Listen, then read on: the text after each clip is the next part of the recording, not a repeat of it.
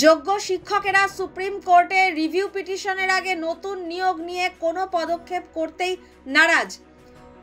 তার সঙ্গে তারা এসএসসির জারি করা ফর্ম পূরণের বিজ্ঞপ্তি প্রত্যাহারের দাবিতে বৃহস্পতিবার মিছিলেরও ডাক দিয়েছেন। কিন্তু রাজ্য সরকার নির্ধারিত সময়ে নিয়োগের প্রক্রিয়া সম্পূর্ণ করতে চায়। এই বিষয়ে শিক্ষামন্ত্রী ব্রাত্য বসুর সাফ বক্তব্য, পরীক্ষা যথাসময়ে নেওয়া হবে। এসএসসির বিরুদ্ধে মামলা সুপ্রিম কোর্ট পর্যন্ত গড়িয়েছে। সেই মামলায় রাজ্যের ভাবমূর্তি ক্ষুণ্ণ করার অভিযোগ করেছেন শিক্ষামন্ত্রী। তিনি আরও বলেন, পরীক্ষা নিয়ে মামলা হয়েছে এবং তাতে রাজ্য জিতেছে। একাংশ পরীক্ষা নিয়ে কি করছেন তা জানি না, তবে অধিকাংশই এখন পরীক্ষা দিতে প্রস্তুত। বৃহস্পতিবার রাজপথ দখল করতে চাইছে যোগ্য শিক্ষক শিক্ষিকা অধিকার মঞ্চ। তাদের দাবি, এসএসসির জারি করা ফর্ম পূরণের বিজ্ঞপ্তি প্রত্যাহার করতে হবে।